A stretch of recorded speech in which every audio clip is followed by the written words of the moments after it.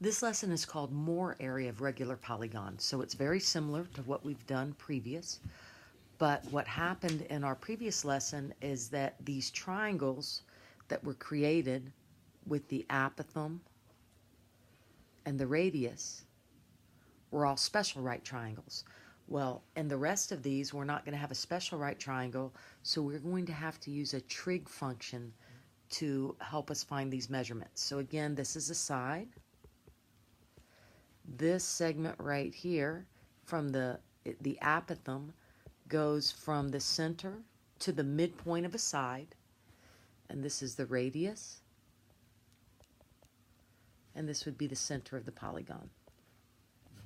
Okay, and again, the way that we get the radius is if we were to circumscribe a circle, you can see that that is the radius of the circle. Okay. So we start the process the exact same way every time. You start with n minus 2 times 180, and then we're going to take that and divide by n to find the measure of one interior angle. So this is a pentagon, so there's 5 sides. So 3 times 180 is 540. And we take 540 and divide by 5 sides, and we get 108. And so that's telling us that each angle in here is 108. When it says, what is the measure of the base angles for the isosceles triangle? They are talking about this triangle right here. Okay.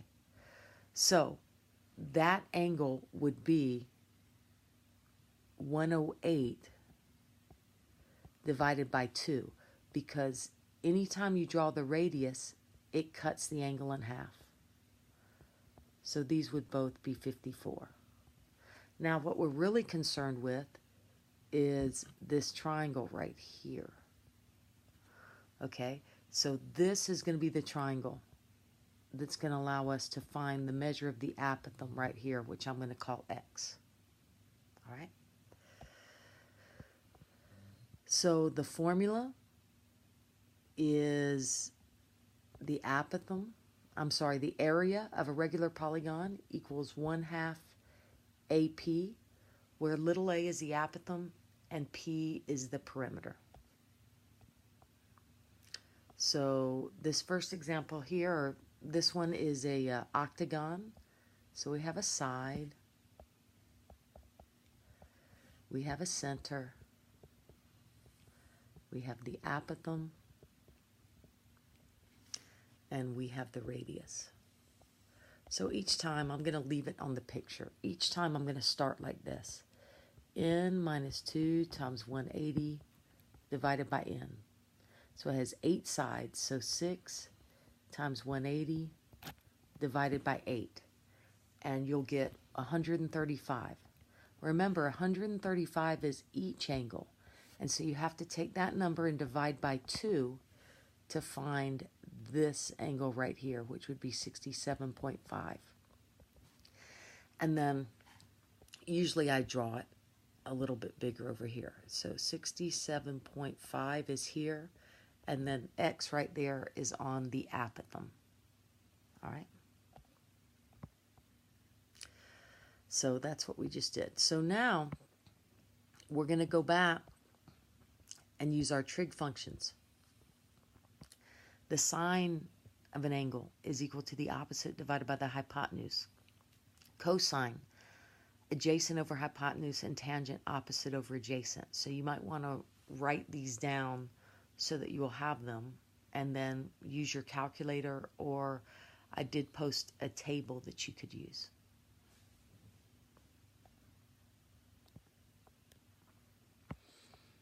All right. So our first example, first thing you do is count the number of sides. I see I have 5 sides. So you always start with n minus 2 times 180 divided by n. 5 sides, so that's 3 times 180 divided by 5, and I get 108.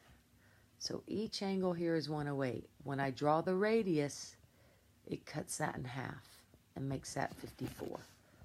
So let me So there's our triangle. This is my apothem. Okay?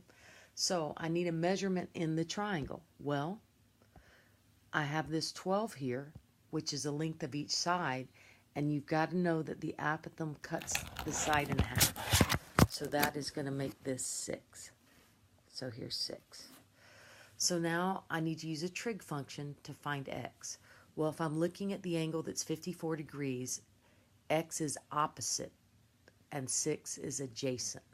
So that is a tangent function. So the tangent of 54 is equal to x over 6. I'm going to write it as a proportion. I'm going to cross multiply and get x is equal to 6 times the tangent of 54. All right, now I'm going to put that in my calculator. Sorry. 6 times the tangent of 54 is 8.26. So that is the apothem. Now remember, the area is 1/2 AP. So 1/2 times 8.26 times the perimeter. Well, each side is 12, and there's 5 of them. So 12 times 5 is 60. So now I'm going to multiply 8.26 times, I'm going to multiply times 30 because I've got this half here and 60. However you want to enter it. And I get 247.8.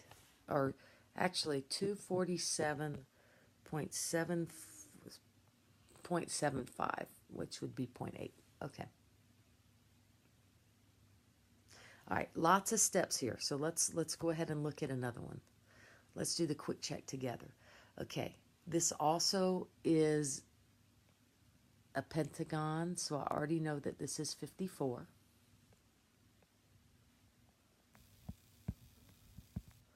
So here's my triangle.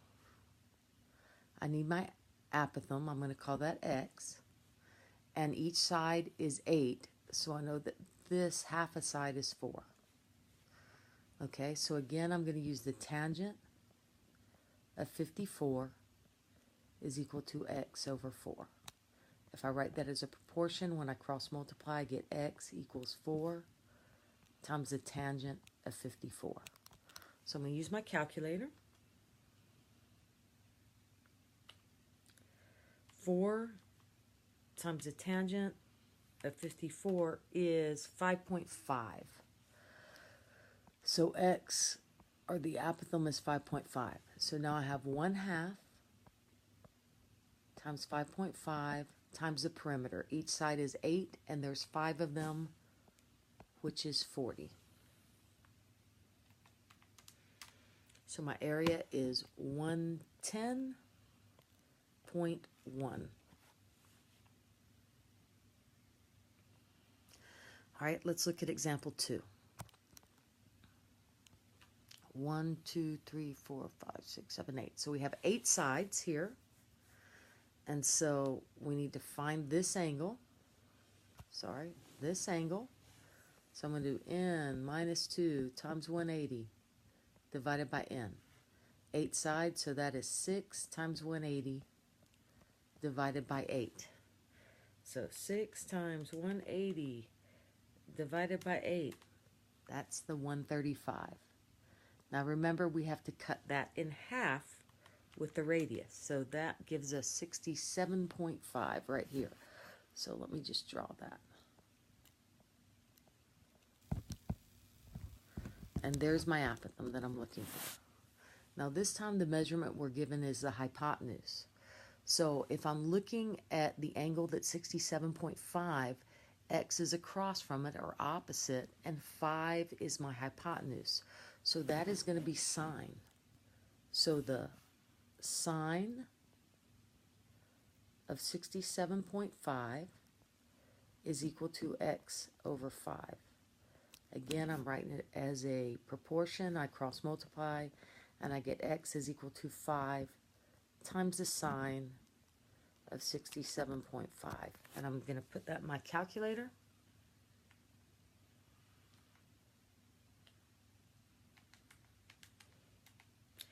I get 4.62.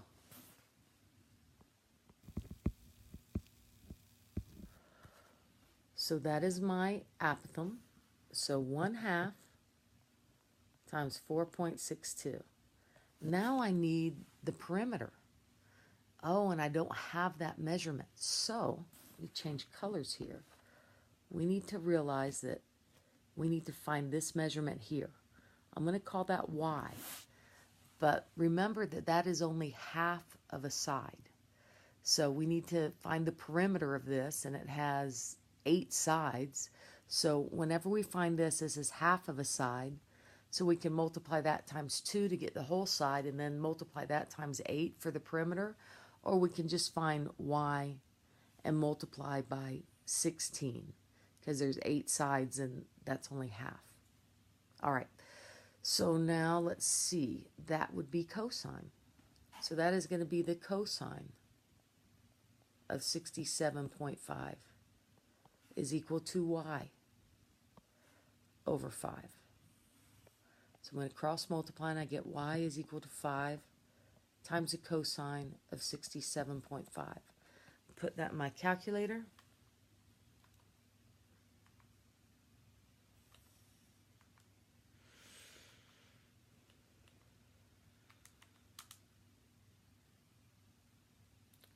Sorry. And I get 1.91342. I'm not going to write that all out, but 1.913. Now I'm going to multiply that times 16, and that is my perimeter, 30.61. So I'm going to multiply that times 4.62, and then divide by 2 or times 1/2, and I get 70.72.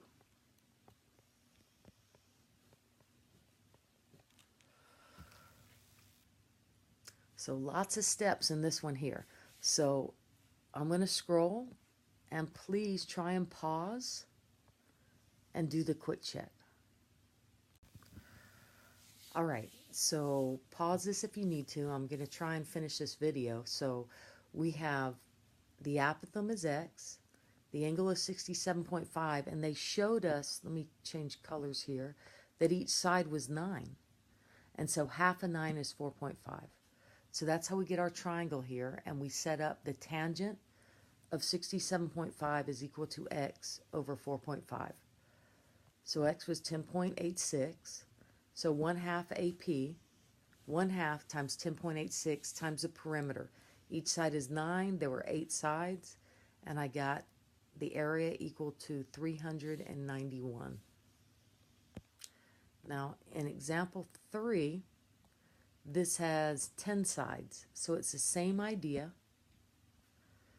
but we need to start with n minus 2 times 180 divided by n. So 8 times 180 divided by 10. And that is